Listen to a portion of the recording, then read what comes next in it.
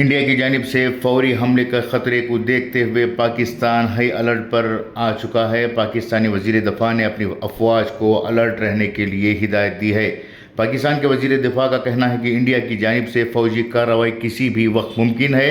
پیر کو خبر رساں ادارے رویٹرز کو دیے گئے خصوصی انٹرویو میں پاکستان کے وزیر دفاع خواجہ محمد آصف نے کہا کہ گزشتہ ہفتے کشمیر میں سیاحوں پر ہونے والے حملے کے بعد انڈیا کی طرف سے فوجی کارروائی کسی بھی وقت ہو سکتی ہے، کیونکہ دونوں ایٹمی طاقتوں کے درمیان کشیدگی بڑھ رہی ہے۔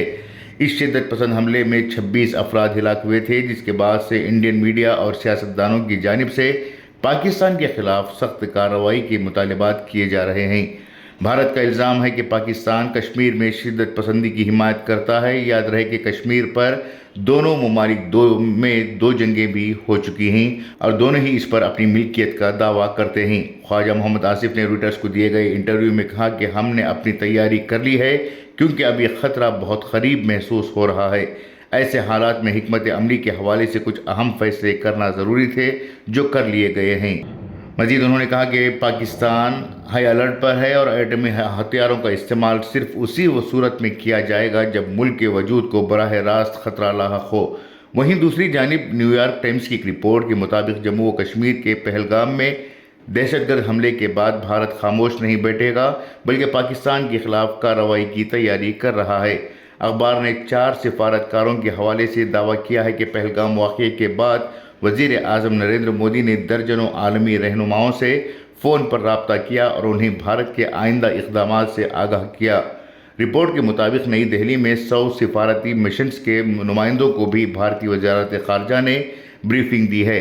پہلگام میں 26 بے گناہ شہریوں کے قتل کے اس سانحے نے پورے بھارت میں غم و غصے کی لہر دوڑا دی ہے اور حکومت پر پاکستان کے خلاف سخت اقدامات کرنے کا دباؤ بڑھ گیا ہے۔ نیو یارک ٹائمز کا کہنا ہے کہ وزیر اعظم مودی نے عالمی رہنماؤں کو مدد کے لیے نہیں، بلکہ بھارت کے آئندہ سخت موقف سے باخبر کرنے کے لیے فون کیا تھا۔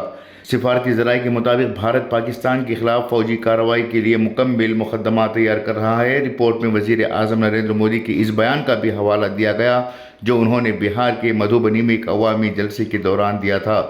مودی نے کہا تھا کہ پاکستان میں بیٹھے دہشت گردوں اور ان کے حامیوں کی شناخت کر کے انہیں دنیا کے آخری کونے سے بھی نکال کر سخت سزا دی جائے گی، ایسی سزا جس کا وہ تصور بھی نہیں کر سکتے۔ وزارت خارجہ نے غیر ملکی سفارتکاروں کو بریفنگ میں پاکستان کے اس رویے پر روشنی ڈالی کہ کس طرح وہ بھارت پر حملے کرنے والے دہشت گرد گروپوں کی مدد کرتا رہا ہے۔ بریفنگ میں حملے میں ملوث مجرموں کے چہروں کی شناخت پر مبنی خفیہ معلومات بھی فراہم کی گئی، جن کا تعلق پاکستان سے بتایا گیا ہے۔